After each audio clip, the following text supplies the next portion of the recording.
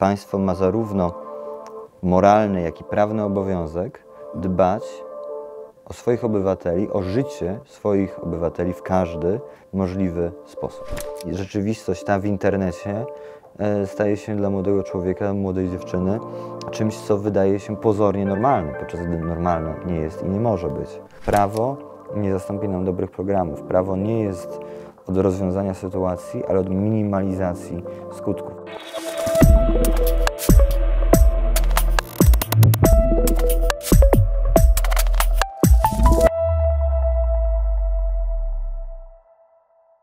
Samobójstwo dziecka to często pytanie o system. Kto zawiódł i gdzie zabrakło ochrony? Dziś na kryzys suicydalny spojrzymy z perspektywy prawa. Moim i Państwa gościem jest dr Michał Sopiński, prawnik, badacz teorii i filozofii prawa, rektor komendant Akademii Wymiaru Sprawiedliwości. Witamy serdecznie. Dzień dobry, bardzo się cieszę, że możemy dzisiaj o tym, nie patrzeć, trudnym temacie porozmawiać. Od razu mam pytanie o system prawny i granice odpowiedzialności państwa, rodziny, ale też szkoły. Konstytucja nie mówi być może, ale jasno deklaruje o ochronie obywateli i zapewnieniu ochrony życia. No właśnie, zapewnia czy obiecuje? Znaczy, każdy artykuł Konstytucji wprost nie daje prawa, które możemy sobie wykorzystać w rozumieniu takim technicznym, natomiast przyznaje nam pewne prawa podmiotowe, nazywamy je prawami człowieka i też Konstytucja nam wskazuje, jakie wartości są zabezpieczone, jakie wartości państwo, w którym ta Konstytucja została przyjęta, państwo powinno chronić i na pewno życie jest właśnie tą wartością, które państwo chroni i mamy w związku z tym regulacje, ale też bardzo ważna jest ochrona dziecka, tak? Skuteczna ochrona praw dziecka i to również jest zabezpieczone konstytucyjnie. Mamy artykuł 72, który to określa, więc zarówno konstytucyjna ochrona rodziny, artykuł 18, artykuł 72 i w ogóle ochrona życia każdego człowieka należy czytać łącznie, wskazując, że państwo ma zarówno moralny, jak i prawny obowiązek dbać o swoich obywateli, o życie swoich obywateli w każdy możliwy sposób. No dobrze, czy w takim razie samobójstwo dziecka nie będzie już tylko prywatnym dramatem rodziny, ale też porażką państwa? Samobójstwo jako odebranie sobie życia, ale też każda próba samobójcza jest każdorazowo dramatem dla zarówno człowieka, który decyduje się na tak dramatyczny czyn, niezależnie od tego, czy jest on osobą małoletnią, czy też jest dorosłą, czy też jest w podeszłym wieku, jest seniorem.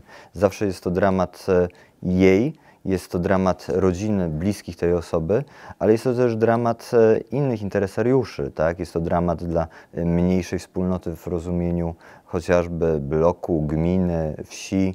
Wreszcie dalej jest to dramat z punktu widzenia państwa. Dlaczego? Dlatego, że państwo musi wykonywać pewne funkcje ochronne wobec obywateli. Mówi się o tak zwanym obowiązku duty of care, czyli określeniu tego, że państwo musi stwarzać takie warunki rozwoju życia dla swoich obywateli, ażeby nie decydowali się na tak dramatyczny krok, jakim jest odebranie sobie życia. I oczywiście państwo musiało w toku rozwoju cywilizacyjnego podjąć pewne kroki. Kiedyś historycznie elementem przeciwdziałania samobójstwu było to, że ustroje prawokarne państw cywilizacji zachodniej wprost penalizowało samobójstwo. To znaczy, że jeszcze w czasach Ludwika XIV ciało samobójcy było narażone jeszcze na dodatkowe dolegliwości, które miały na celu powstrzymać innych przed decydowaniem się na tak dramatyczny krok. No ale rozwój psychologii, rozwój nauk medycznych wprost nam pokazał, że to nie miało żadnego znaczenia, to też nie realizowało tej funkcji ochrony, nie odstraszało od popełnienia samobójstwa innych osób, bo to kryzys właśnie psychofizyczny doprowadza do tak dramatycznego kroku, więc mniej więcej od XIX wieku odchodzi się już od penalizacji samobójstwa właśnie w naszej cywilizacji zachodniej. W krajach kultury arabskiej, w niektórych porządkach prawnych wciąż jest to penalizowane, ale w cywilizacji zachodniej, tej grecko-rzymskiej, opartej na fundamencie chrześcijańskim, jest to już zarzucone. Na pewno pomogła współczesna socjologia, na pewno prace Emila Durkheima przede wszystkim, prawnika, socjologa, twórcy takiej pracy o samobójstwie. One nam pokazały, że w ogóle duży współczynnik samobójstw jest świadectwem tego, że w społeczeństwie, w narodzie, w państwie źle się dzieje, że rośnie niepokój społeczny, że pojawiają się inne kryzysy, których wysoki współczynnik samobójstw jest po prostu emanacją, jest takim probierzem, że jeżeli widzimy, że wskaźnik samobójstw w danym społeczeństwie rośnie, to znaczy, że dane społeczeństwo, dany naród, dane państwo ma ogromny problem także na innych płaszczyznach. I tego dowiadujemy się z socjologii i jest to naprawdę dosyć ważna lekcja dla każdorazowo rządzących w danym państwie, bo wskazuje, że problem jest. I na gruncie prawnym należy pamiętać o jeszcze jednej rzeczy. No, odchodząc oczywiście od kwestii penalizacji samobójstwa jako takiego, większy nacisk kładzie się na inny aspekt, mianowicie na pomoc czy usiłowanie, nakłanianie kogoś do targnięcia się na własne życie. I w polskim porządku prawnym, w kodeksie karnym mamy artykuł 151, który wprost zakreśla granice odpowiedzialności karnej za pomoc czy usiłowanie, namawianie innej osoby do targnięcia się na własne życie.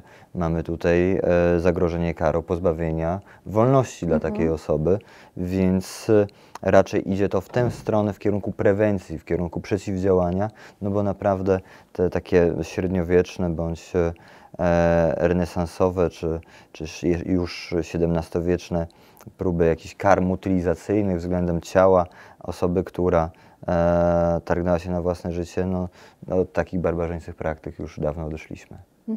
Wspomina Pan o prawie karnym, a prawo cywilne też reguluje te kwestie?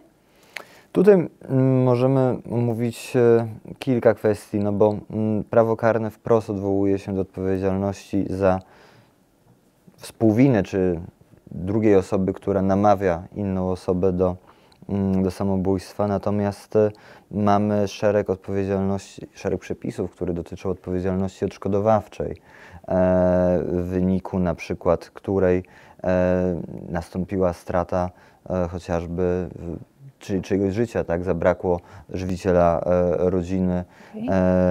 Na tym gruncie pojawiają się pewne rozwiązania, ale też odpowiedzialność państwa, tak? Jeżeli mamy Skarbu Państwa, jeżeli mamy przykładowo osobę, która targnęła się na własne życie, będąc w danym momencie pod opieką jakiejś instytucji państwowej, to może być szkoła, to może być przedszkole, to może być jakiś zakład opieki, jeżeli możemy mówić o osobie starszej, to odpowiedzialność cywilna za stratę, za szkodę, język prawa cywilnego mówi o szkodzie i śmierć osoby jest też, jakby nie patrzeć, swego rodzaju szkodą, zarówno w wymiarze osobowym, jak i też materialnym. Są przepisy, które umożliwiają dochodzenie roszczeń, czyli odszkodowania, sprawiedliwej zapłaty za stratę tej osoby najbliższej już poza granicami odpowiedzialności karnej. Jakie zatem mamy mechanizmy, które pomagają chronić dzieci w kryzysie suicydalnym? Myślę, że te podstawowe mechanizmy wiążą się już nie tyle z przepisami zarówno prawa cywilnego, jak i prawa karnego, bo prawo ma funkcję następczą, tak? To znaczy każdorazowo, kiedy pomyślimy sobie, że prawo ma przeciwdziałać czemuś jako porządek, to ja mam w głowie wtedy systemy autorytarne, to znaczy jak mniej więcej z Orwella myśl o zbrodni, ideę myśl o zbrodni, że penalizuje się już samą myśl o czymś po to, żeby zapobiegać jej faktycznej realizacji. Prawo nie może rozwiązać nam wszystkich problemów. Prawo ma nam służyć zmniejszeniu negatywnych efektów dla społeczeństwa tychże problemów, natomiast tutaj kluczowa jest edukacja.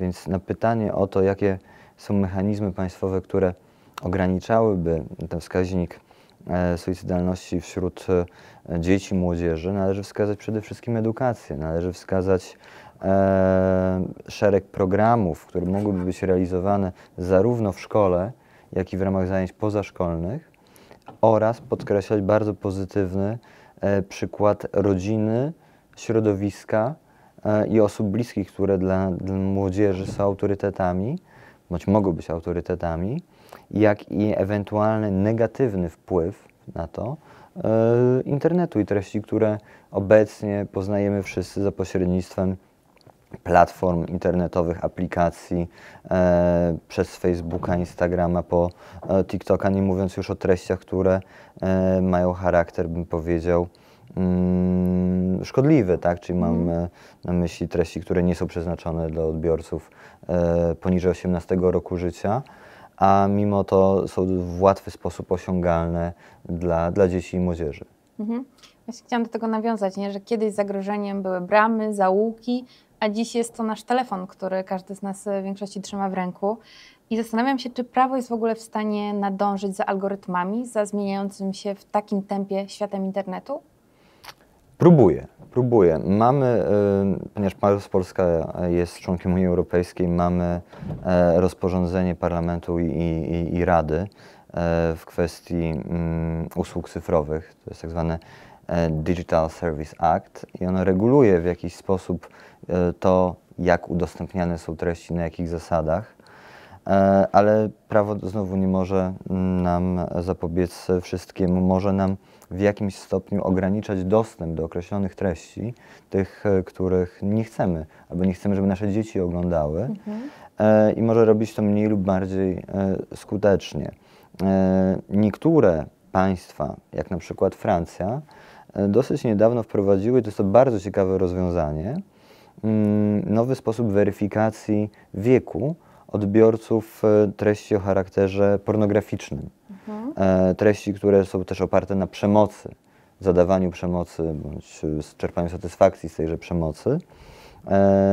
Na czym to polega? To jest mechanizm, który zakłada weryfikację wieku poprzez bądź to weryfikację przez skanowanie twarzy, poprzez sztuczną inteligencję. To znaczy należy sobie zrobić selfie i sztuczna inteligencja bada to, czy jesteśmy osobą po 18 roku życia, czy też nie.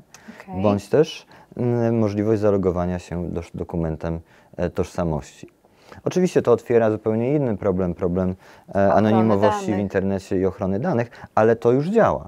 We Francji to już działa. To nie jest coś, co jest w sferze pomysłów, tylko w sferze już faktów dokonanych.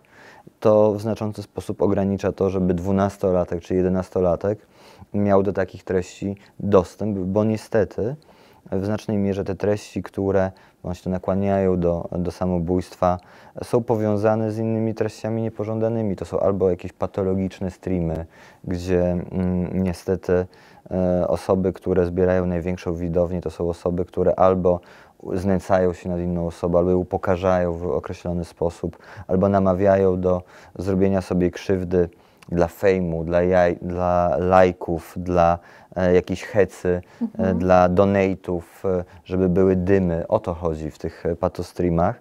I niestety szczególnie dzieci, szczególnie młodzież bardzo często to ogląda. To są często też treści o charakterze pornograficznym, gdzie zadawanie sobie krzywdy, zadawanie bólu, podduszanie też ma prowadzić do pewnej fizycznej krzywdy. I to wszystko prowadzi do normalizacji.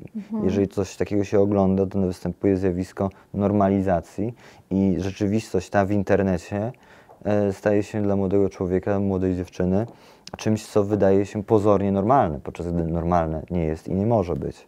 Więc ten negatywny wpływ jest duży i ma znaczenie. Dlatego istotny w mojej ocenie jest też ten autorytet osób fizycznych, realnych, nie tylko influencerów, nie tylko osób, które gdzieś oglądamy na Instagramie, TikToku, ale które poznajemy w realnym życiu. Pani wspomniała o tych podwórkach, o bramach, o jakichś polach czy parkach i te osoby tam spotykane. One mogą być tymi osobami, dla których słowa warto bardziej brać sobie do serca, aniżeli anonimowe informacje czy wpisy w internecie, które są niestety bardzo negatywne, ponieważ w momencie, w którym młody człowiek, załóżmy na to, prowadzi konto na Instagramie, na TikToku, i komentarze, które otrzymuję, albo wiadomości od innych brzmią: powieś się, zabij się, powieś, skocz z okna. Czy to już jest podżeganie? To trudno ocenić, to znaczy na pewno można te wpisy interpretować w kontekście artykułu 212 i artykułu 216 Kodeksu Karnego. Mam tutaj na myśli zniesławienie, tak? Mamy tu na myśli pewnego rodzaju obrazę. Natomiast żeby mówić o podżeganiu i o pewnej odpowiedzialności z artykułu 151, niestety musimy mówić też o pewnym następstwie w postaci faktycznego czynu. To znaczy, że jeżeli nasze dziecko ogląda takie, jest w internecie i otrzymuje takie wiadomości, ale na szczęście nic się złego nie dzieje, to raczej mówimy o odpowiedzialności karnej z artykułu 212, czyli zniesławienia. Ale po takiej fali właśnie tego typu komentarzy, jeżeli faktycznie dojdzie do tragedii... Tak, to możemy mówić o artykule 151 odpowiedzialności, ale kluczowe jest tutaj ustalenie sprawcy i faktycznego związku przyczynowo-skutkowego. To jest zawsze wyzwanie dla prokuratury w akcie oskarżenia, a później w sądzie, żeby takie oskarżenie obronić, bo bada się bardzo różne aspekty wtedy. Ten związek przyczynowo-skutkowy jest kluczowy. Zastanawiam się, czy też będzie granica między odpowiedzialnością zbiorową, bo komentarze generują kolejne komentarze, a odpowiedzialnością konkretnego konta, konkretnej jednostki za taki komentarz. W prawie karnym ma zawsze charakter indywidualny, nie ma odpowiedzialności zbiorowej, więc zawsze organy ścigania będą musiały dojść do konkretnego NIK-u, konkretnego konta, za którym jest konkretny człowiek, konkretna osoba, której można przypisać odpowiedzialność. Może to być kilka osób oczywiście, ale zawsze każda odpowiedzialność musi być oceniona indywidualnie, bo prawo karne musi w jakimś stopniu przypisać winę, bądź brak winy, jakąś umyślność, nieumyślność w przypadku czynu i musi zrobić to w odniesieniu do każdego sprawcy, każdego człowieka, więc o odpowiedzialności zbiorowej tutaj mowy nie ma, ale to już się dzieje, tak? Widzimy, że policja, ale też i prokuratury, dzięki też powstawaniu kolejnych jednostek, prokuratorów, którzy są wyspecjalizowani w cyberprzestępczości, pojawiają się prokuratorzy, którzy naprawdę mają wiedzę, mają narzędzia, potrafią naprawdę skutecznie takie osoby postawić w stan oskarżenia. Wcześniej oczywiście znaleźć z pomocą policji, ale też no właśnie systemów, algorytmów, które umożliwiają identyfikację osoby stojącej i niby pozornie myślącej, że jest anonimowa w internecie, że udaje się skutecznie doprowadzić do skazania takich osób. Na przykład zarówno mam na myśli tutaj kary izolacyjne, czyli kary pozbawienia wolności, jak i kary o charakterze wolnościowym. To mogą być prace społeczne, sprzątanie parku, grabienie tych przysłowiowych liści, jakieś drobne prace porządkowe, czy też na przykład zakazy zbliżania się. Tak? To też jest coś, co coraz częściej jest orzekane jako środki karne przez sądy i co uważam też w takich sprawach ma znaczenie. No i wreszcie jest kwestia, którą wydaje mi się, że warto, żebyśmy poruszyli, bo jeżeli chodzi o odpowiedzialność za tę sferę internetową i to wszystko, co sprawia, że niestety ta atmosfera wokół prób samobójczych, czy w ogóle samobójstw najmłodszych osób staje się coraz trudniejsza i atmosfera gęstnieje, to jest właśnie to, że potencjalnymi sprawcami tychże przestępstw nie są często osoby starsze. To nie jest ta sprawa jak w przypadku przestępstwa pedofilii, tak, czy obcowania płciowego z osobą małoletnią, gdzie mówimy o sprawcy, który jest znacząco starszy. Mamy tutaj do czynienia, w którym dzieci robią krzywdę dzieciom, więc na pewno ten aspekt edukacyjny jest istotny, ale kwestia też poradzenia sobie z tym, bo te nienawistne komentarze, to zabij się, powieś się, skocz, zrób sobie krzywdę, pisze na przykład 14-latek do 13-latka. I my jako prawnicy, i to warto, żebyśmy wszyscy wiedzieli, musimy coś z tym zrobić. Prawo jako takie posługuje się dwiema kategoriami w odniesieniu do dziecka. Jest to kategoria małoletniego i kategoria nieletniego. Kategoria małoletniego dotyczy albo dziecka na gruncie prawa cywilnego, bądź też świadka, bądź pokrzywdzonego danym przestępstwem. Czyli Kiedy będę mówił o dziecku, które jest pokrzywdzone tym hejtem na przykład, będę mówił o małoletnim. Natomiast kiedy będę mówił o sprawcy tego hejtu, jako prawnik będę mówił o nieletnim. Bo to jest osoba, która do 17 roku życia nie może być, co do zasady oczywiście jest szereg enumeratywnych wyjątków, nie może być sądzona na podstawie kodeksu karnego, ale na podstawie ustawy o resocjalizacji nieletnich. A jeżeli popełniła naprawdę skrajne przestępstwo jak zabójstwo, to dopiero wtedy możemy mówić o zaostrzonym rygorze odpowiedzialności. Także można być nieletnim, bądź też małoletnim bądź to na gruncie prawa cywilnego, bądź jako świadek, bądź ofiara, a nieletnim, jeżeli jest się sprawcą takiego czynu. I te rygory są oczywiście zupełnie inne, no bo tak jak mówię, ustawa o resocjalizacji nieletnich, ona wprowadza kary chociażby w postaci, nawet nie są do końca kary, ale to są środki wychowawcze, w postaci na przykład pobytu w zakładzie opiekuńczym. To nie są kary izolacyjne jako takie, one mają charakter resocjalizacyjny, no ale ich skuteczność, i tu musimy powiedzieć to całkowicie szczerze, jest znikoma niestety. Chciałam zapytać właśnie w tym aspekcie, najwyższy wymiar kary dla nieletniego? Możemy o czymś takim w ogóle mówić? To znaczy, z tego punktu widzenia, jeżeli pozostajemy w granicach ustawy o resocjalizacji nieletnich, to jest to pobyt w zakładzie poprawczym do 21 roku życia. Jeżeli stosujemy rygory z ustawy o resocjalizacji nieletnich. Natomiast jeżeli mamy do czynienia z nieletnim, który zabił jedną, dwie, trzy osoby w wyjątkowo straszny sposób, tak? Kwalifikowane zabójstwo, to wówczas, jeżeli sprawca osiągnął pewien minimalny wiek, może być sądzony jak dorosły, ale to sądy. I wtedy to może być kara pozbawienia wolności 12, 15, 18 lat, 20 lat pozbawienia wolności. Wtedy już nie ma różnicy. Ale co do zasady, nieletni nie są objęci reżimem karnym, czyli te próby, że tak powiem, nakłaniania, podżegania do samobójstwa, te, o których mówimy, tego hejtu w internecie, one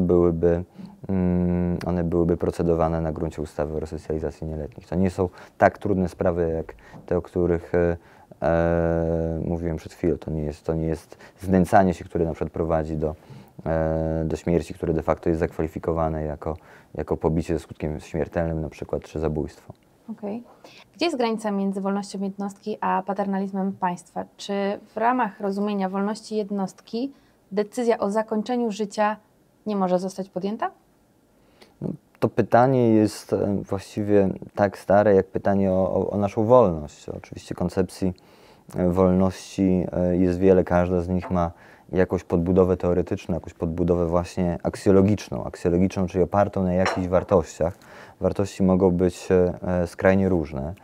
Możemy wyróżniać takie, które są oparte o etykę indywidualną, możemy takie, które są oparte o etykę zbiorową, swego rodzaju systemy religijne, inne systemy normatywne, które regulują nasze życie, też mają wpływ na to i państwo może którąś z tych etyk preferować, może wybierać jedną z tych etyk ponad inną. I oczywiście też cywilizacje różnie wybierają. Europa, świat zachodni, cywilizacja łacińska to jest etyka indywidualistyczna co do zasady. Świat azjatycki to jest daleko idący kolektywizm. Tak zwane wartości azjatyckie, które są przyjęte chociażby w Singapurze, ale krajach azjatyckich, jak Japonia, Chiny, one przede wszystkim w tym konfucjańskim charakterze podkreślają to, że człowiek przede wszystkim jest częścią danej zbiorowości, więc chociażby wyrządzając sobie krzywdę, popełniając samobójstwo, robi krzywdę zbiorowości.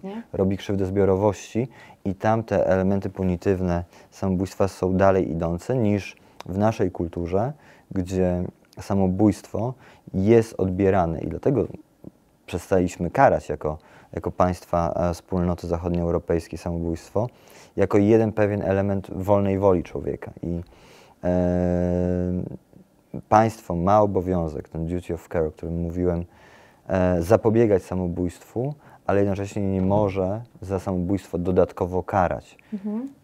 Czy to ciało osoby zmarłej, czy to bliskich osoby zmarłej, bo przecież kiedyś też były porządki prawne, były rozwiązania, które na przykład rodziny osoby, które popełnia samobójstwa, karano zabraniem majątku, wygnaniem bądź podobnymi karami. Od tego odeszliśmy właśnie na gruncie etyki indywidualnej, na gruncie też oczywiście chrześcijaństwa, które określa nam wolną wolę, ale ta granica wolnej woli w ramach nawet porządków normatywnych innych niż prawo, czyli chociażby wierzenia religijne, te dajmy na to judeo-chrześcijańskie, one nam też spełniają pewne wymogi, bo zupełnie inna jest reakcja, że tak powiem, chociażby Kościoła na samobójstwo, aniżeli państwa. Państwo, nie ingerując w sam akt, nie wyciągając negatywnych konsekwencji dodatkowych, musi i jest do tego zobowiązane właśnie na gruncie konstytucji przeciwdziałać, ograniczać, zwalczać. Czy robi to skutecznie? To jest pytanie bardziej dla socjologów aniżeli prawników. My rocznie mamy około 4 bodajże tysięcy samobójstw. W przypadku dzieci jest to liczba bodajże około 200. Natomiast samych prób samobójczych jest w przypadku dzieci, o których mówimy, jest około 2000, więc to jest bardzo dużo. Gdzie te statystyki i tak nie oddają rzeczywistości, Tak, nie? ponieważ nie wszystkie możemy też określić jako próby samobójcze. To one muszą mieć na pewno bardzo daleko idący charakter zaawansowania, że one zostały już wyłapane przez system, więc na pewno tego jest więcej. I przede wszystkim w tych statystykach prób samobójczych to, co dla mnie jako prawnika, ale takiego, który czyta dane ilościowe, jest ogromna liczba przypadków, gdzie próby samobójcze podejmowane są przez dziewczęta. Co do zasady w populacji więcej mężczyzn popełnia samobójstwo, natomiast w przypadku tej najmłodszej grupy, jeżeli chodzi o próby samobójcze, no to właśnie dziewczęta częściej targają się na swoje życie i tutaj należy winić kogo? Społeczeństwo niestety, ponieważ wyśrubowane bardzo często normy względem młodych kobiet, dziewcząt, normy związane z ideałem piękna, z ideałem zachowania, z tym, że trzeba zachowywać się, być jak osoby, które są nierealne, bo są albo w ogóle produktem sztucznej inteligencji, albo są produktem jakiejś agencji PR-owej, które tylko ogląda się na ekranie smartfona. To poczucie niedostosowania do tychże kryteriów naprawdę bardzo, bardzo mocno wpływa na poczucie, na kondycję psychofizyczną i może doprowadzić w momencie, w którym też brakuje innych autorytetów, jak rodzina, wspierający rodzice, wspierająca dalsza rodzina, na przykład dziadkowie, bracia, siostry, czy to środowisko, koledzy, koleżanki. W momencie, kiedy w ogóle jako społeczeństwo coraz bardziej się alienujemy, coraz więcej czasu spędzamy w internecie, w rzeczywistości wirtualnej, a coraz mniej w tej przestrzeni rzeczywistej, faktycznej, w tej przestrzeni spotkania, powiedział filozof, to wszystko sprawia, że jesteśmy bardziej narażeni, bardziej samotni, bardziej narażeni na alienację, a samotność, alienacja zwiększa ryzyko, zwiększa zagrożenie targnięcia się na własne życie w pewnym momencie, tak? Oczywiście nie przesądza, ale zwiększa to ryzyko, więc wydaje się, że my też jako społeczeństwa post-covidowe będziemy przez najbliższe lata mierzyli się z negatywnymi skutkami tego zamknięcia i zamknięcia przede wszystkim osób, które w momencie, w którym te 2 lata miały miejsce tego zamknięcia, powinny były być w przedszkolach, powinny były socjalizować się na poziomie szkoły podstawowej, te klasy 1-3, albo właśnie później okres dojrzewania, to zabranie im tych 2 lat, brak socjalizacji, która jest bardzo ważna w procesie dojrzewania, na pewno będzie negatywnie wpływać i zwiększać to ryzyko targnięcia się na własne życie, czy to w wieku już takim 16-19 lat, jak też w wieku późniejszym. To mogą być przecież też problemy, kryzysy młodych osób, które wkraczają na rynek pracy i nie mogą się na nim odnaleźć, czy później już kryzysy młodych małżeństw. Na pewno będzie miało to wpływ, już ma to wpływ ale myślę, że to będą to badali socjolodzy dopiero za kilka bądź kilkanaście lat, kiedy będziemy mieli zupełnie inną, większą bazę danych na ten temat. Czy w prawie jest w ogóle miejsce na empatię? Oczywiście, że jest. Pytanie czyją. Prawo nie może przewidzieć wszystkich scenariuszy.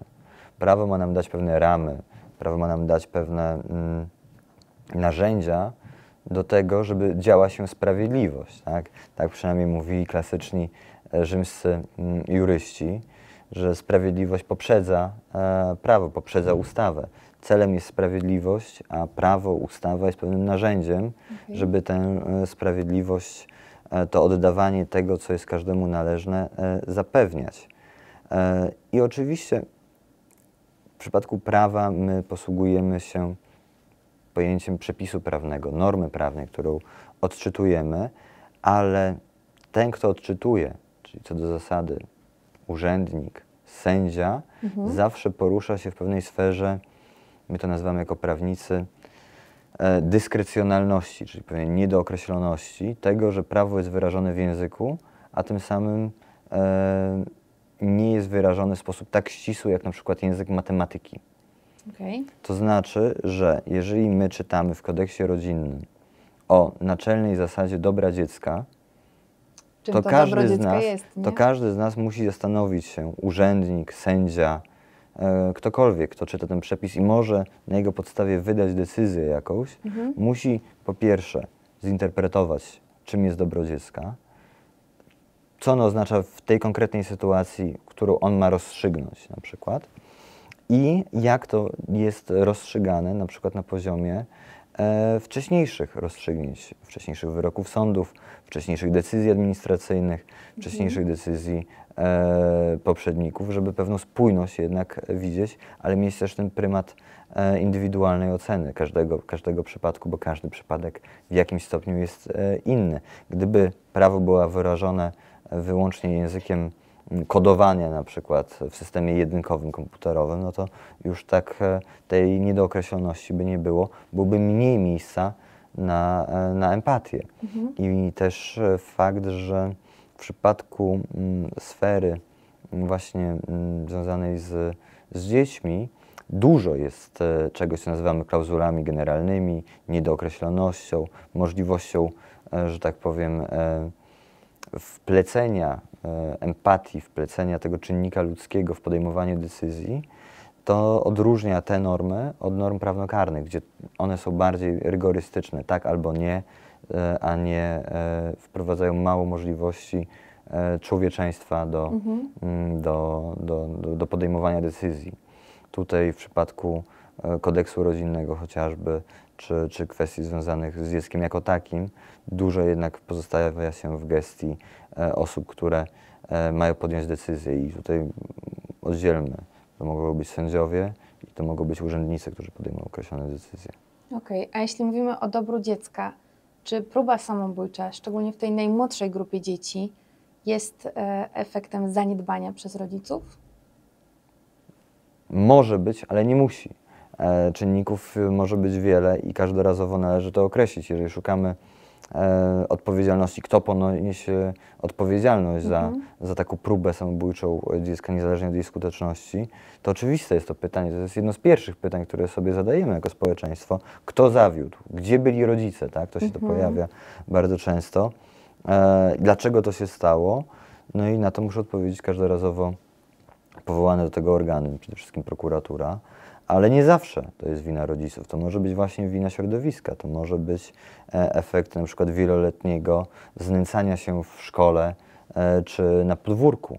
Takie przypadki też się zdarzają, że w rodzinie, która w ogóle nie jest dysfunkcyjna, zdarzyła się próba samobójcza, dlatego że mieliśmy do czynienia z systemowym, długoletnim albo wielomiesięcznym znęcaniem się przez rówieśników albo osoby starsze. Powody tego mogą być różne, to może być inny wygląd w rozumieniu ubrań, to może być inny wygląd w rozumieniu koloru skóry, to może być inny wygląd w postaci chociażby, nie wiem, masy ciała, czy wyglądu tego ciała, albo jakichś po prostu cech szczególnych, które ktoś posiada z uwagi na pewne deformacje ciała, które też się zdarzają. To też są znamiona, jakieś Znamiona, blizny, sposób nie? zachowania czy wartości, jakie młody człowiek wyznaje, a wiadomo, że kiedy jest się nastolatkiem, to się poszukuje się różnych doświadczeń, różnych wartości, chce się wyrazić siebie poprzez ubiór, poprzez kulturę, poprzez zachowanie i co fakt bycia nieakceptowanym może wpływać na to, że bardzo łatwo jest o podjęcie bardzo pochopnych decyzji, a takim jest właśnie próba samobójcza. Jak to wygląda systemowo, jeżeli jest zgłoszenie, czy to przez policję, czy przez szpital, że doszło do próby samobójczej? W jakiej kolejności jest badana sytuacja dziecka i właśnie kwestia zaangażowania rodziców w ten akt? To już jest kwestia bardzo indywidualna, bo to zależy od zgłoszenia, jego charakteru, momentu. Zawsze, nie licząc tego telefonu zaufania, na który można zadzwonić, kiedy ma się takie myśli i od którego warto rozpocząć, no to powiadomienie policji czy numeru alarmowego 112 uruchamia procedury, które są określone przez policję. On zaczyna współdziałać wtedy na przykład też z MOPS-ami, zaczyna współdziałać też ze szkołą, jeżeli w zależności od tego, na terenie czego, jakiego podmiotu nastąpiło to zgłoszenie. To może być szkoła, to może być szpital, to może być inne miejsce. Gmina też się dowiaduje o tym i tak naprawdę budzi się system. To też nie jest tak, że takie zdarzenia zawsze występują w oderwaniu od innego kontekstu. Bardzo często mamy do czynienia z sytuacjami, kiedy takie rzeczy dzieją się już w rodzinach czy komórkach o charakterze podobnym do rodziny, które są objęte nadzorem kuratora na przykład, gdzie jest kurator rodzinny, gdzie gmina, MOPS, policja znają już te rodziny i wówczas wiedzą, co jest potrzebne na ten konkretny moment, czy na przykład w ogóle fakt przebywania dziecka małoletniego w rodzinie, to doprowadziło do targnięcia się o własne życie, czy też są inne aspekty, no bo wtedy kwestia oddzielenia pojawia się bardzo ważna i pilna, a czasem to są inne rzeczy, więc przede wszystkim, kiedy mówimy o krzywdzie, kiedy mówimy o problemie samobójstw wśród dzieci, ja bym zwracał uwagę jednak nie na systemowe rozwiązania, tylko na indywidualne rozwiązania i na zorganizowanie tylu możliwych indywidualnych rozwiązań na konkretne scenariusze i takiego, bym powiedział, współdziałania organów państwa, służb państwa, ażeby móc zarówno na poziomie prewencji i przeciwdziałania, jak i na poziomie łagodzenia skutków działać sprawnie. I to właśnie ta nieuchronność, sprawność działania organów państwa moim zdaniem doprowadziłaby do tego, że ten odsetek, ten współczynnik mógłby spadać. Natomiast nie wiem, wydaje mi się, że niemożliwym jest to, ażeby ten współczynnik osiągnął jakąś wartość zerową. No to są oczywiście odpowiednie badania socjologiczne, ale dążenie do świata idealnego jest zawsze pewnym dążeniem, a nie założeniem, że ten cel jest osiągalny i możliwy do osiągnięcia, co nie zmienia faktu, że chcemy do niego dążyć. Czy wymiar sprawiedliwości ma dzisiaj w ogóle narzędzia, które mogą realnie ratować najmłodszych? Narzędzia są, bo to są zawsze normy prawne, ale wydaje mi się, że w wymiarze sprawiedliwości od kilku lat pojawiło się to spojrzenie na dziecko, na najmłodszego z różnych perspektyw, przede wszystkim z perspektywy prawno-karnej. Mamy przyjęte przez Radę Ministrów programy wieloletnie dotyczące właśnie przeciwdziałania krzywdzie dziecka, ochrony małoletnich. I w ogóle ta dyskusja wokół dziecka jako podmiotu prawa naprawdę się rozpoczęła i z różnych stron jest realizowana, oczywiście z mniejszym bądź większym skutkiem, lepszym bądź gorszym skutkiem, bo czasem nawet takie wydaje się, że oczywiste ustawy i programy, jak nie wiem, chociażby ustawa kamilkowa, okazują się być problemem z punktu widzenia rzeczywistości społecznej, bo tak jak każdy z nas podpisze się pod tym, że należy chronić najmłodszych i za zagrożenie wykorzystywania seksualnym pedofilów jest trudne, to nikt też nie chce, że tak powiem, prowadzić do absurdu, gdzie ojciec bądź matka dziecka jest cały czas legitymowana, bo traktuje się jako potencjalną bądź potencjalnego sprawcę przestępstwa. I niestety ustawa kamilkowa też takie, bym powiedział, niektóre absurdy wprowadza i te Na kolejki... poziomie interpretacyjnym, nie? Znaczy na poziomie też wymogów, które się czasem realizuje, ten wymóg zaświadczenia o niekaralności z Krajowego Rejestru Karnego dla wszystkich osób, które mają jakąkolwiek styczność z dziećmi, doprowadził do całkowitego paraliżu tej instytucji, do kolejek i też do pewnej fikcyjności, bo nie ma nic gorszego dla procedury, dla prawa, niż absurd tejże procedury bądź śmieszność. I niestety tutaj do tego doszliśmy. Natomiast sama idea jest szczytna, była bardzo szczytna, tak, ustawy kamilkowej i to jest bardzo ważna kwestia. Na pewno też nie służy w Polsce dobru dziecka coraz większy kłopot z dostępem do specjalistów. Znaczy ta psychiatria dziecięca, do której dostęp jest znikomy, też problemy związane z tak zwanymi chorobami cywilizacyjnymi, czyli tym faktem, że coraz więcej chorób w społeczeństwach rozwiniętych, zorganizowanych ma charakter chorób psychicznych, a mniej chorób fizycznych, faktycznych dolegliwości, czyli problemem dzisiaj nie jest polio, tylko jest chociażby depresja.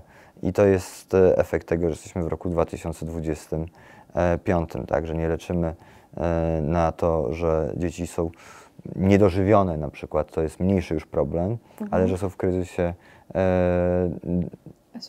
suicydalnym, że depresja to jest coś, co im faktycznie doskwiera, to jest wymiar tego, z czym my musimy radzić sobie teraz, a nie wiem, nasi przodkowie w dwudziestoleciu międzywojennym musieli sobie przede wszystkim walczyć z analfabetyzmem i na przykład niedożywieniem najmłodszych, albo tym, że wiele dzieci umierało w wieku niemowlęcym. To po prostu jest choroba czasów, z którą się mierzymy, ale na pewno zwiększone środki na psychiatrię dziecięcą, na pewno wydaje mi się, że w końcu uregulowanie po latach kwestii dostępu do zawodu psychologa i psychoterapeuty, ta ustawa, która nie jest przeprowadzona systemowo od lat i każdy kolejny rząd zaczyna tę pracę od nowa albo je kontynuuje, ale nie ma tego zwieńczenia, tej kropki nad i w postaci faktycznej ustawy, która by to regulowała, to wszystko sprawia, że najmłodsi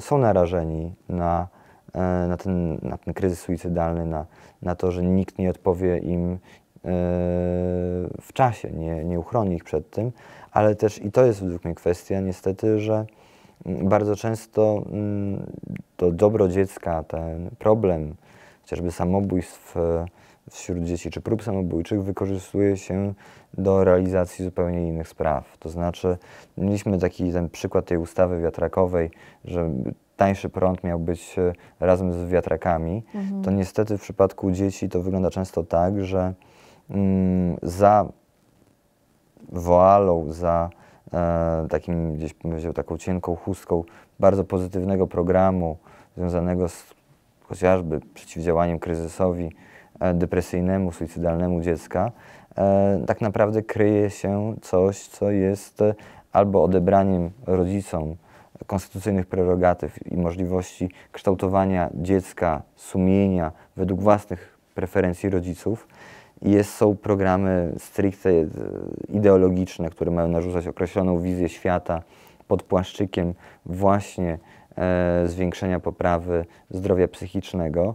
I to jest też problem, że po prostu my jako świat dorosłych próbujemy pod płaszczykiem pomocy dzieciom realizować swoje partykularne interesy, tak? I niestety trudno jest protestować przeciwko programom, pomysłom, które mają na celu, tak, jako na sztandarze pomoc dzieciom w kryzysie suicydalnym, ale rzadko kiedy pytamy się, co jest faktycznie treścią tychże programów, a czasem ta treść może być jeszcze bardziej negatywna dla dzieci, aniżeli to faktyczne zagrożenie, z którym ma się walczyć, bo to jest materiał na zupełnie inną rozmowę, ale wydaje się, że kwestie związane z tożsamością płciową chociażby dziecka w kryzysie suicydalnym, czy w ogóle w okresie dojrzewania, i zbyt pochopne, że tak powiem, decyzje, które miałoby to dziecko podejmować, nie mając 18 lat, też w tym wieku i mamy takie świadectwa, takie historie do prób samobójczych. Ale to nie znaczy, że nie powinniśmy edukować dzieci w zakresie ich praw w kryzysie suicydalnym i tego, że powinny wołać o pomoc. Oczywiście, to znaczy na pewno trzeba słuchać, bo ten głos dziecka, on rzadko kiedy jest krzykiem, on bardzo często jest takim cichutkim wołaniem bądź mówieniem czego innego, z czego dorosły musi wyinterpretować sam, że jest to faktyczne wołanie o pomoc, mimo że ono nie jest tak jakby explicite wyrażone, więc my musimy na pewno jak najwięcej eksperckich głosów słuchać i mam tu na myśli zarówno władzę wykonawczą w postaci Rady Ministrów, tak, która kształtuje chociażby ten program poświęcony dziecku w wymiarze sprawiedliwości od kilku lat, ale też w oparciu o faktyczne działania zarówno na poziomie samorządu terytorialnego, jak i na poziomie państwa. Prawo nie zastąpi nam dobrych programów. Prawo nie jest od rozwiązania sytuacji, ale od minimalizacji skutków. To znaczy, że my jako prawnicy powinniśmy działać wtedy, kiedy de facto mleko się już rozlało, a my chcemy ograniczyć jego wyciek, tak? Albo sprawić, żeby drugi raz to się możliwie nie powtórzyło. Natomiast przede wszystkim kluczowa jest edukacja, ale edukacja, która nie będzie niosła innych treści, nie przemycała ich bokiem, tylko która będzie naprawdę skupiona na faktycznym celu. W jednej z naszych rozmów była mowa o tym, że dzieci w kryzysie suicydalnym znajdują się w sytuacji rozwodu rodziców. Na gruncie prawa, jakie gwarancje ma dziecko, żeby uchronić się między ciąganiem między mamą a tatą, kiedy oni wzajemnie walczą w rozwodzie? Teoretycznie czy praktycznie?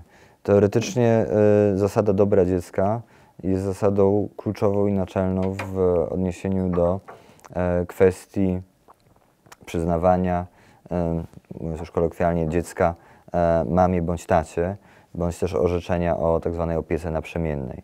Tak? Sąd powinien kierować się zasadą dobra dziecka, badając różne czynniki, od kwestii finansowych po możliwości rozwoju tego dziecka, kwestie lokalowe, gro kwestii.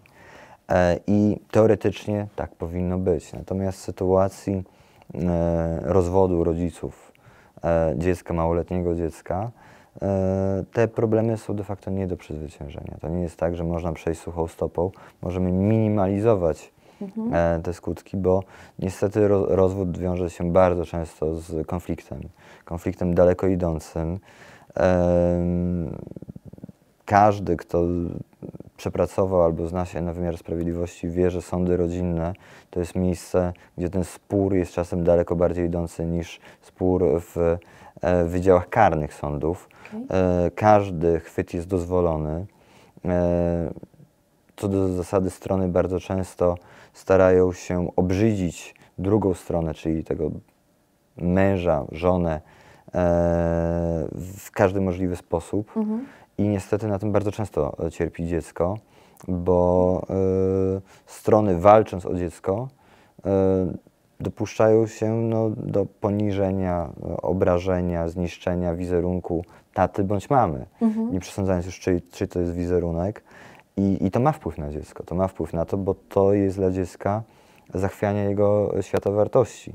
Świata, w którym to mama i tata tego dziecka są najważniejsi, są całym światem.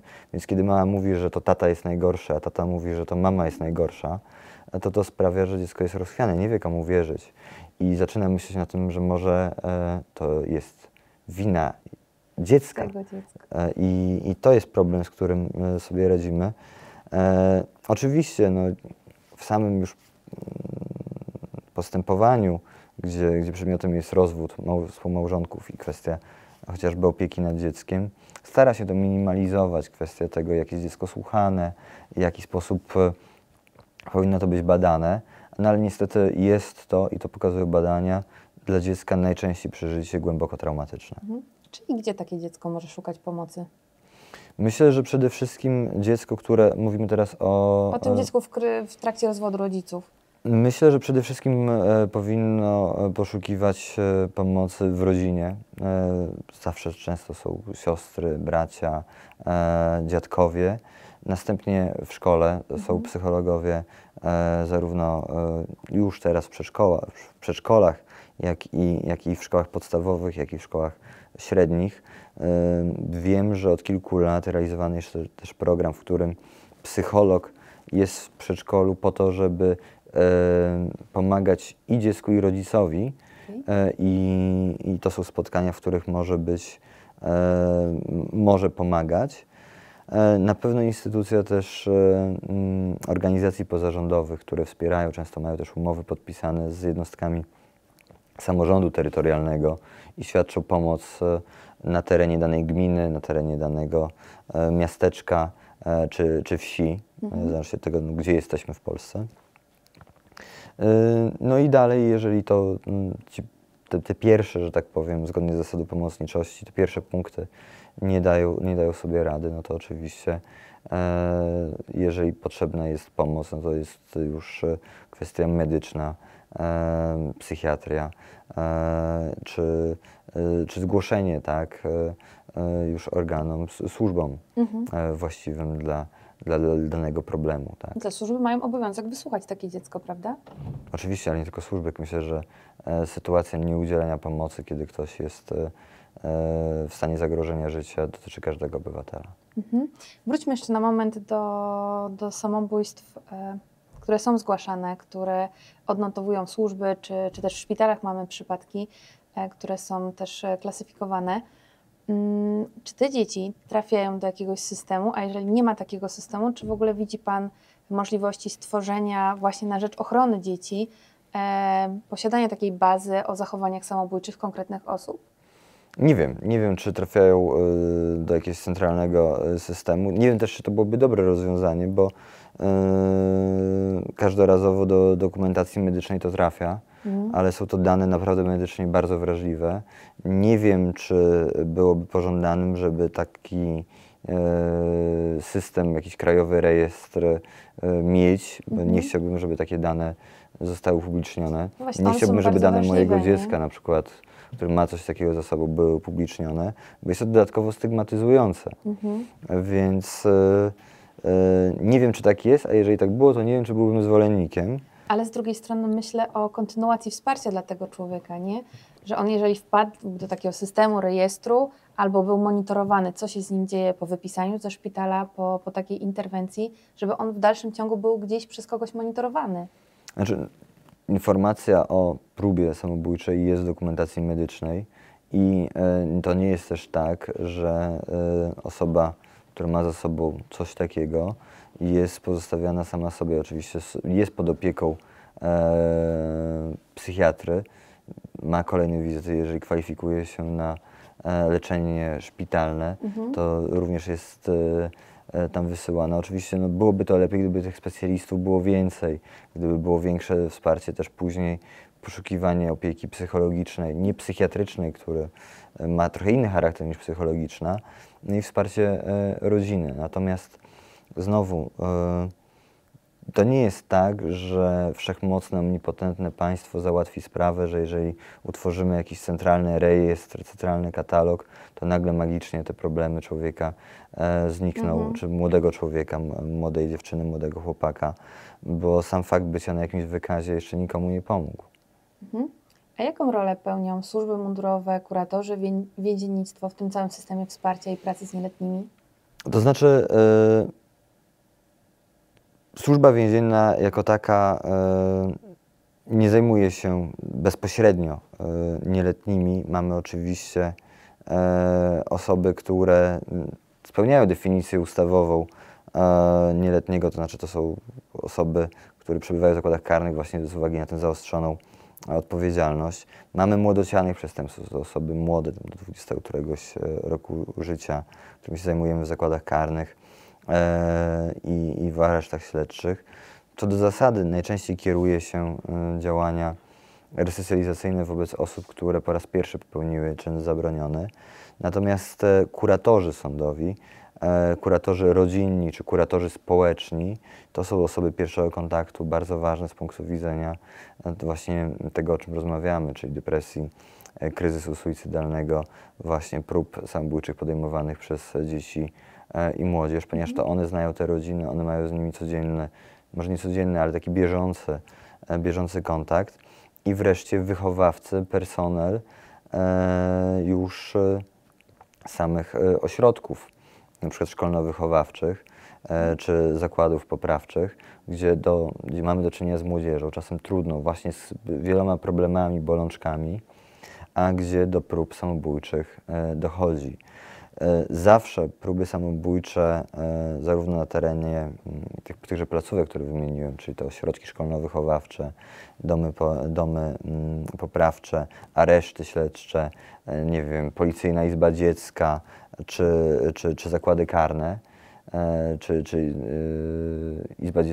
Policyjna Izba Dziecka dla dzieci, które są po narkotykach, tak? Czy po innych substancjach zabronionych, alkohol już nieważne. No, zdarzają się te incydenty, tak, w postaci prób samobójczych. To jest też ogromny problem dla ludzi, którzy są po drugiej stronie, tak. To znaczy, że każda próba, każde samobójstwo człowieka jest wyzwaniem dla kogoś, kto to obserwuje, dla tego strażnika więziennego, kuratora, wychowawcy czy innego przedstawiciela służby mundurowej, a w przypadku dziecka to jest nawet często podwójnie, tak. To znaczy, po pierwsze, jest zawsze postępowanie wyjaśniające, które się prowadzi wobec osób, które są świadkami, bo szuka się tego, czy to jest zawinione, czy niezawinione. Jest to traumatyczne też w oczywisty sposób, ale no też w tym wymiarze ludzkim jest to problematyczne. A jaką rolę pełni Akademia Wymiaru Sprawiedliwości, która kształci bezpośrednio osoby współpracujące z nieletnimi i tworzy też ten system opieki? Tak, no, my jako Akademia Wymiaru Sprawiedliwości jesteśmy sygnatariuszem tego porozumienia w ramach wymiaru sprawiedliwości, to znaczy, że przedstawiciel Akademii Wymiaru Sprawiedliwości uczestniczy w szeregu spotkań zespołów związanych właśnie z tą ochroną małoletniego w wymiarze sprawiedliwości, w tym programie przyjętym przez Radę Ministrów, ale monitorowanym przez ministra sprawiedliwości. To my jako uczelnia kształcimy kuratorów w systemie wymiaru sprawiedliwości, w tym kuratorów, bo mogą być kuratorzy rodzinni bądź karni, w tym także kuratorów rodzinnych, więc to my dbamy o to, żeby kuratorzy byli dobrze przygotowani do wykonywanego przez siebie zawodu. To szkolenie, kształcenie trwa rok i jest zakończone egzaminem państwowym. Oczywiście do szkolenia mogą przejść osoby, które już dyplomują się wyższym wykształceniem kierunkowym. To może być prawo, to może być praca socjalna, to może być pedagogika. No i to my w końcu prowadzimy też badania nad suicydalnością właśnie w zakładach karnych, gdzie też dzielimy się później tymi efektami, wynikami badań ze środowiskiem. Gdzieś monitorując ten stan, przynajmniej na poziomie wymiaru sprawiedliwości. I też wskazujemy, bo zajmując się resocjalizacją, pedagogiką, wskazujemy te obszary, które mogą mieć pozytywny charakter. Mamy w ramach naszej uczelni Instytut Nauk o Rodzinie i wskazujemy chociażby na rolę rodziny w resocjalizacji, w procesie powrotności osoby osadzonej do społeczeństwa. Tak? To są te kwestie, którymi się zajmujemy.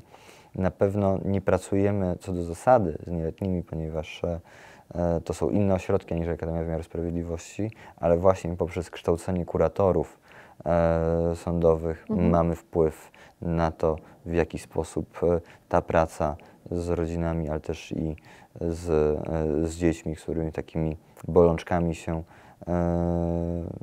mierzą, jest wykonywana. Bo to nie jest tak, że według mnie, na tyle, na ile mam wiedzę o tym temacie, że kryzys suicydalny jest jednostkowym kryzysem. To jest jeden z wielu, który wynika też z innych problemów, które są po drodze i on może być albo przyczyną, albo efektem innych kryzysów, z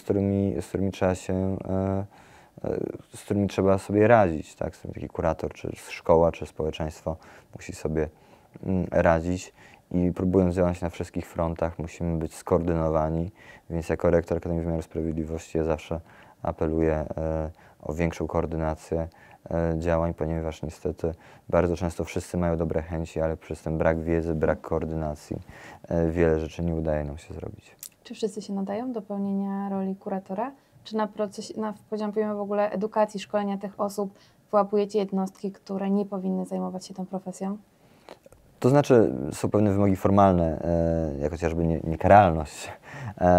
To jest oczywiste, że takie osoby nie mogą pełnić. Na poziomie pracy kuratora sądowego oczywiście kwestie psychologiczne mają znaczenie.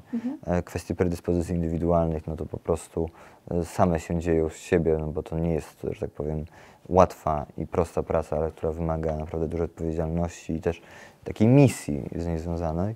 W przypadku kuratorów sądowych nie są to aż tak daleko idące wymogi, ponieważ nie jest to formacja mundurowa, jak w przypadku służby więziennej czy innej formacji mundurowej, ale takie wymogi są. W przypadku służby więziennej to są już bardzo, bym powiedział, rygorystyczne testy psychologiczne, mniej rygorystyczne testy sprawnościowe, ale te psychologiczne, które mają miejsce, bo też, i to jest według mnie kwestia, która może trochę wykroczyć poza ramy naszego spotkania, ale depresja, kryzys suicydalny to jest rzeczywistość wielu funkcjonariuszy służby więziennej, którzy z uwagi na ciągły stres, ponieważ to jest służba 7 dni w tygodniu, 24 godziny na dobę, z osadzonymi, z innymi ludźmi, to wywołuje bardzo dużo kryzysów i niestety wielu funkcjonariuszy też leczy się psychiatrycznie, bądź też jest w kryzysie suicydalnym i z tymi problemami się zmaga. Bardzo dziękuję za pokazanie nam i naszym widzom, że prawo to nie tylko paragrafy, ale realna tarcza, która powinna i faktycznie wspiera najmłodszych. Bardzo dziękuję za nasze spotkanie. Ja również bardzo dziękuję za rozmowę i za pyszną kawę.